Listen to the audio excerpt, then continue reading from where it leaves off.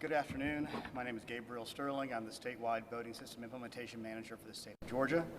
Here to give you an election update as we get closer to finding who will win Georgia's 16 electoral votes for President of the United States. As of right now, we have, 108 counties have certified their results.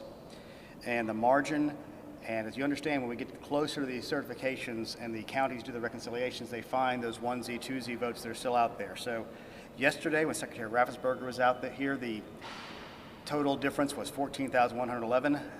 As of right now, about 17 minutes ago, the difference is 14,072. So, as you all know, he announced yesterday that we will be doing a risk-limiting audit, which is the next step in the legal process that is outlined on this. And as I've said since Tuesday night and Wednesday, that this is all about process, and following the law as written. Now, risk-limiting audit is something that maybe 12 people on the planet can explain in a way that actually might make sense and that everybody can understand it. It's one of those scientific things where you can use math to get to a confidence level that the outcome of the election is correct as measured through the system that is built out to get the votes in. In this particular case, the decision was made to do the presidential election. The press, and many times, has mischaracterized the rationale behind this as caving to Trump and their campaign. There's nothing to be further from the truth. Because even before the Trump campaign was talking about the possibility of a recount or do some recanvassing, we knew that there was a specific purpose for an audit in the law. And that specific purpose was to instill confidence in the outcome of that election. If we had chosen to do what would have been an easier risk-limiting audit, in this case, there was only one in the state that could have been easier, and that was the jungle primary for the United States Senate. It would have probably undermined confidence in the outcome of the presidential election. And let me be perfectly clear on this. If it was 14,000 votes the other way, we would be doing the exact same thing. This is very important to understand because right now, there's a swath of voters in this state and around the country that'll say, those machines cheated. Those machines miscounted. Somebody hacked them. Something happened because there's no way that that guy won. There's no way that guy lost. So understand, when you are really emotionally tied to the outcome, anything you see that feeds your belief is believed by you. That is the rationale. That is the reason we've chosen to do this audit in this time, in this way. This will be the largest hand retallying by an audit in the history of the United States. We understand that. It is a heavy lift. It'll be, as I said, when we were talking about the traditional recount, and understand these are two separate and apart things. There is an audit and there is a recount. Two separate statutes, two separate sets of rules. So we've chosen to do this audit to instill confidence because, as Emil Moffitt asked a question yesterday, you have been telling us now for over a year that we can trust the counts of these electronic voting machines. And guess what? We stand by that statement because it is the truth. We anticipate this audit will bear that out. And yes, is there a risk involved with doing this? Of course there is. As I've said very plainly and very clearly, human beings are the most flawed part of this process. I guarantee you the numbers will be slightly different. But as a perspective, let me give you some historical data from something that's not exactly the same because it was a recount. In the state of Michigan in 2016, they were doing a manual recount on all hand-marked paper ballots. And the court stopped them partway through. They got through a little over 2 million. And through that, President Trump picked up about 750, Hillary Clinton picked up about 850, so the marginal difference was about 100 out of 2 to 2.5 million votes cast, and those were all hand-marked paper ballots. In this particular situation, we are in a better situation because you usually see changes mainly on hand-marked paper ballots because that's where human beings tend to make mistakes. And in this case, it's only about 25% of our votes, about 1.3 million. So we anticipate there will be some changes. This will also be a logistical issue for especially our large counties. So we have hired some outside groups to help with the logistics side, and another outside group which has really designed the procedures and processes we're going to use and given out the instructions, which either, if they're going out either right this minute or they went out earlier. We had our first training call with the counties this morning at 11 a.m. I believe it was about an hour and a half. It went well. Counties have a very good understanding of this, and let's give some of the other outside rules around this. They are to begin tomorrow morning at 9 a.m. and they are to end at midnight on Wednesday the 18th. So it's all the way through Wednesday at midnight, not midnight Wednesday morning, midnight going from Wednesday to Thursday. So they have that amount of time. We have figured out the amount of the amount of auditing teams they need, and these will be auditors. And I know there'll be questions about this. If you want to be an auditor, you must be a state of Georgia resident, and then you have to contact the county. If you want to be an observer, you can contact either your local party if they are organized, and if there is no local organized party in your county, you can contact your state party to be an observer. This will be open to the public. There will be observers from both parties.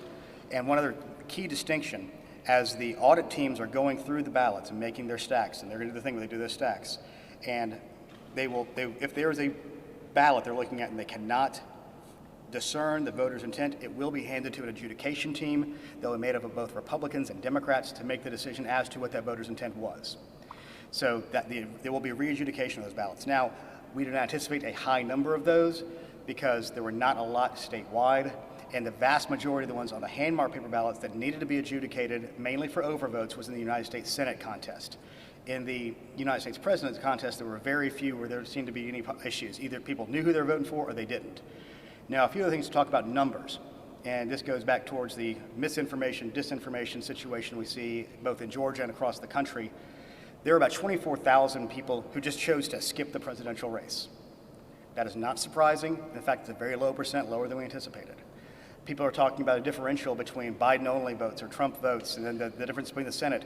If you go county by county, you see different differentials. As in Fulton County, as one example, there were, I believe, 9,000 more voters for Senator Perdue than there were for the president. So all these things will even out over the states. If you look individually, there's nothing that's very odd or ambiguous about that. Another thing that we've heard about before is there's 132,000 voters on the rolls or from the National Change of Address. Federal law prohibits any mass list maintenance during an election year. So guess what? We know they're there. NCOA says that they're there, and there's nothing we can do because of federal law. And if some senators would go maybe look at this and help states clean their list, this could help to make that a process that could be a lot cleaner and a lot smoother. We have joined the Electronic Registration Information Center, which will allow us to do a little more consistent list cleaning to make sure that we have a clean voter list, because a clean voter list is the beginning of the bedrock of the foundation of trusting the final outcomes. I know that there's many other bits of misinformation out there talking about flipping votes and changing votes, and I'll say this again, the hammer and scorecard that I was quoting when I talked about this before, Chris Krebs, who is the director of the Cybersecurity and Infrastructure Security Agency under Homeland Security, hammer and scorecard, this is him talking, not Gabe talking, is nonsense and a hoax. So anybody's claiming that things are being flipped by a super secret computer developed by the CIA is just not speaking, well, is speaking nonsense, I guess. I will quote Chris on that one. So the procedures around the audit is we have to get through by those days. There will be multiple audit teams. We will have observers from both parties. There will be re-adjudication, and the outcome of this will be the certified result. So with that, I will take any questions. Yeah, Doug. Two questions. Are you going to, in your audit, distinguish between votes cast by the machines and votes cast absentee? Will you actually keep separate records? Well, when they made the ballot manifest, they already do that. The absentee ballots, which are all hand-marked paper ballots, are kept separately, and they're in smaller batches. So you'll already know those, and so the reporting at the end will be, here's mail-in absentee, here's absentee in person, here's, actually, I don't know if they can separate that, but the batches should be able to do that on the final number. And then provisionals is the last one on those, where we can separate those out. And then the second question is, are you inviting a second recount event from the Trump campaign by conducting this audit before the votes are certified? Under the law, any person who comes in second by less than 0.5% can ask for a recount. I would hope that common sense would prevail, and that if it's very close to the first time, the possibility of the computer recount being changing the results would be slim to none. Yeah, Mark. Concern I hear all the time is that I know there's a midnight Wednesday deadline for this to get done. The concern is, everybody wants this count to be done accurately and on time before the certification deadlines. How confident are you that our county and state election officials will be able to get it done in a timely manner? We're pretty confident. We've been running the numbers, and we do have Voting Works here who has done this before. In fact, I got those Michigan numbers from one of their employees who's here on the ground with us. And they have the expertise in this. We've worked through it. We're working with the counties to make sure they have the manpower in place. We feel very confident we can get it done before the 20th, but we're aiming for that 18th. And let me set a level of expectation. We are not going to be releasing the new result counts as they come in. We will be releasing, this is the percent of ballots they've gotten through, this is the percent of batches they've gotten through, because when you're looking at these batches, it'll be similar to what we saw before. We're going to start with the absentees because those seem to be the most problematic because those have the most human interaction. And what's going to happen, I can guarantee, on day one, we're all going to look at each other and go, oh, I don't know if we can make this. But as time passes, we get through those, it's going to be a lot easier, and the speed will pick up as people get more used to doing it. And then when we move to the second round of this, when we get past the absentees, which are the hand marked paper ones, you're moving to the ballot marking device ones, which are a lot easier because it's a name, you stack and you go. It should be a lot easier after that. But there are procedures in place. We are going to have what we call sanity checks throughout to make sure there's nothing going really crazily off the rails. We have timelines set for everybody. And I know the small counties will get through it. And the big counties have resources. We've brought in another logistics firm to help some of these medium-sized counties that have a decent amount of size of ballots and a decent amount of resources to make sure that there's an ability to do that. And yes, the costs are going to be borne by the counties right now. We're looking at a way to do some cost sharing using the state's federal HAVA dollars to help take some of that burden off the counties, but that formula has not been worked out yet. Yes? Is the process for challenging ballots in the audit the same? There is no process for challenging ballots in the audit. There is only going to be the adjudication done by the Republican and Democrat adjudicators. If the audit team cannot come to a decision on what that is, there is no ballot challenge. Is that the same as if there was a recount? As I understand it, these rules are different, but I don't know the recount rules that well. I've been paying a lot of attention to the audit rules. Stephen. Can you describe the security measures in place, like a paper trail to make sure that ballots don't go missing or there's an accountability aspect of it? Everything of these things have to be sealed. There are sealed numbers to look at. Even when they're doing the ballot checks themselves, when they bring in, every person who is moving ballots will not be an auditor. There'll be people whose specific jobs are these things. When the auditors get that, they will have a ballot tally sheet, and on that they will say, box sealed, and there's a record of the box being sealed before, and they will reseal the box on the way back out. The only outside difference on that one is if anything goes to adjudication, which would include if there's a qualified write-in presidential, if there's a blank ballot, if there's an adjudicated ballot, those will go to the adjudication teams, but they will be kept in a separate envelope that will be tied back to that original box of ballots so they can be married together again after the adjudication is done. But all of this is documented, all of this is put down on those tally sheets, and all these are tracked back to a master log of the ballot manifest. Yes, sir. The claims of fraud that have been brought up are double voting, deceased people voting. There's been claims of this Dominion software flipping votes. Will the audit be able to identify and weed out any of those issues? No, this is a audit of the ballots that came through legally. It's going to have to be a post-election situation to look for individuals who may have violated the law and voted, double voted, and if anybody has cast a ballot for a dead person, that's a violation of the law. However, in Georgia, the state constitution requires that there's a privacy of the ballot, so there's no way to tie an individual ballot back to an individual human being. Because if there was a way to do that, that could lead to vote buying, which is why you can't take a picture of the ballot inside the voting booth until you can take that to get paid by whomever wants to pay you. Anybody else? Mark, again. I'm going to get you a better mask next year so you don't have to go through all this.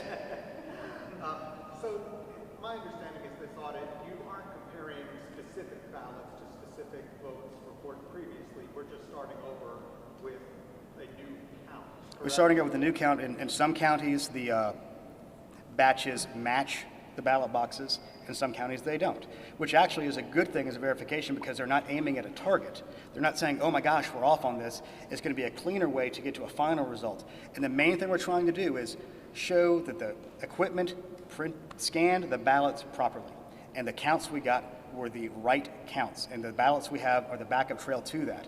So is it going to change some? As I have said in every conference, when this has come up, yes, the outcome will change slightly at the end more than likely, at least the final numbers. If we see something along the lines of 14 or 15,000, we have bigger issues to worry about that the machines probably didn't count themselves right. So that's a very important distinction of this. The point of the audit is to show the machines counted the ballots fairly. And what we have said from the beginning, every single day, we want to get it right. We want to make sure this is accurate, and we want to give those people who believe that there is something flipping a ballot from a Dominion system, it's not happening. And this is the reason and rationale for an audit to begin with. Yes, sir. Okay, can I ask you about the elephant in the room? The Secretary of State. So So the Secretary of State, we understand his wife may have tested positive for COVID-19. Is that correct? And is the Secretary of State in quarantine? And what about you? I'm not going to speak to the health concerns of family members of anybody, either elected or on our staff right now. I'll leave them to speak for that for themselves. I'm probably going to get tested, but I'm not going to say, well, I'm going to go get tested. It's not my place to confirm at this conference. I'm talking about the voting election. If that's the case, then no, it will not impact. We have a wide staff. We have outside consultants here. And let's remember something. The work of this recount is being done at the county level. That is where the boots on the ground are. And as the Secretary pointed out yesterday, the men and women who stood behind him at that conference where he made this announcement, they are the ones who are having to do the real work. They have to get up, they have to staff, they have to train, they have to make sure people are there, they have to make sure they have the 6x10 tables ready to go, they have to make sure they get the notices out. Another thing we're asking them to do is, if they can, please stream this thing live so people can see the process as it happens. We are working every day to be as transparent as we can.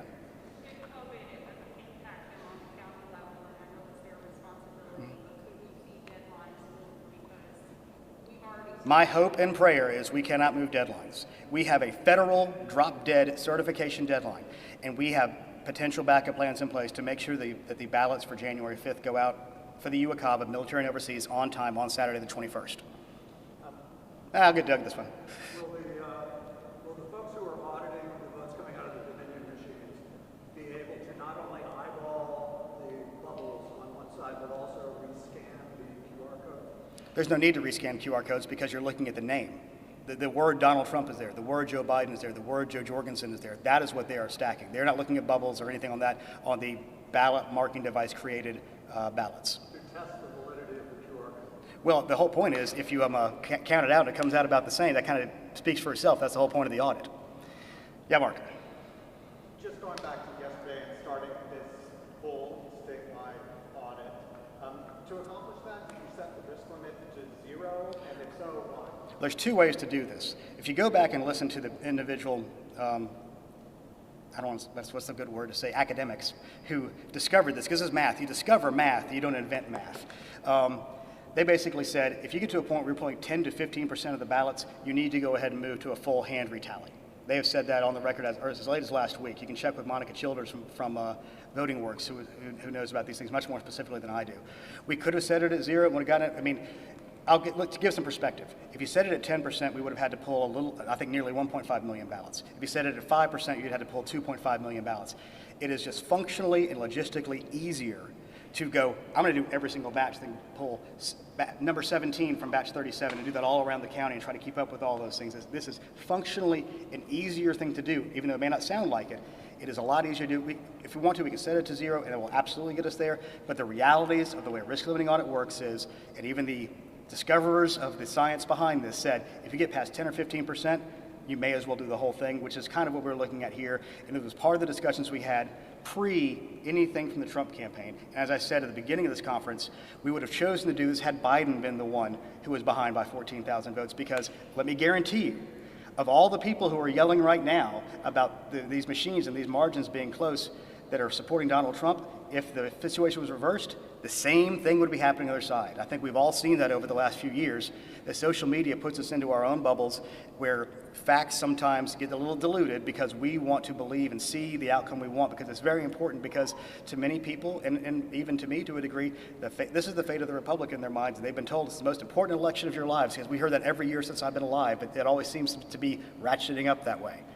Yes, ma'am.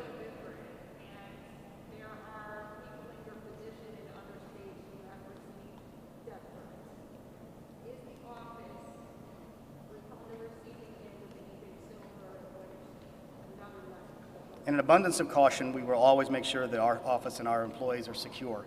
I know that there was a situation yesterday with the WSB TV reporter and his cameraman who were put into potentially harm's way, and that's a terrible thing, and it shouldn't happen.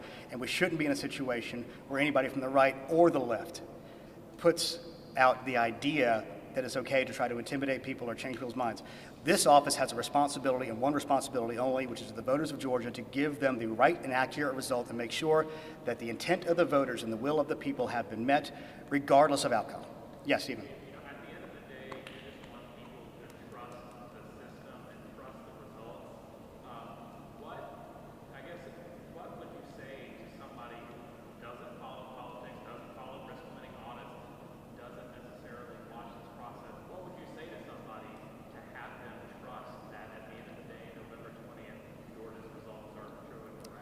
it's going to be difficult if anybody doesn't follow anything to convince them. But we got a lot of safeguards in place. We have a lot of processes in place. There's security, and all cybersecurity, which is one of the things we're talking about here, begins with physical security. To get into our voter registration system, you have to have a unique user ID, a unique password. You have to go through multi-factor. We have the poll pads come in that get that data to check people in. Our BMDs and our scanners never touch the internet. The election management systems that are used to do the final tallies never touch the internet. They are all air-gapped. We have, for our voter registration system, we have an Albert sensor. We have partnerships with Department of Homeland Security. We have our own outside vendors to go in and look at penetration testing and make sure there's nothing happening and look for bad actors and look for bots. It's always changing every day. This office spends a heck of a lot of time on making sure that the equipment involved is secure. We spend a heck of a lot of time with the counties training people. The decentralized nature of votes in Georgia is a security measure in and of itself. There's 159 counties. There's not a single target. Now, one of the situations we're worried about going forward in the January 5 election is that we've gone from 50 state targets to 1. So we fully anticipate that the potential threat level in the state will increase. And while I'm at it, there's another thing we need to talk about that is going back to the nature of our law when it comes to registration. I know there's been discussion about people coming in from out of state, Andrew Yang being the most famous, to come and help Georgia see the light and do the right thing. I want to remind everybody, in order to have the ability to register to vote in Georgia, you have to be a Georgia resident, which means you have to believe you're staying in Georgia. You can't be a canvasser for Bloomberg. You can't be a canvasser for the Koch brothers and decide, hey, I'm going to vote here while I'm here. If you do that and you leave, the Attorney General office reminded us of this yesterday. They put it online. It is a felony that is charged up to 10 years and I think a $100,000 fine. Let me be clear about this. If you want to move to Georgia and be part of the #1 state in America to do business, we are happy to have you. It's great to have you come in. But if you were here for the sole sake of politics, if you voted for Senate in one state and move here to another state, I know that's another thing that could potentially go before the courts because you've already cast a vote for a body that's going to be seated in January. Don't game our system. The Secretary of State's office will stand with the Attorney General's office and local DAs if you are gaming our system. Come here, campaign, go door to door. It's your First Amendment right, but don't try to game our system.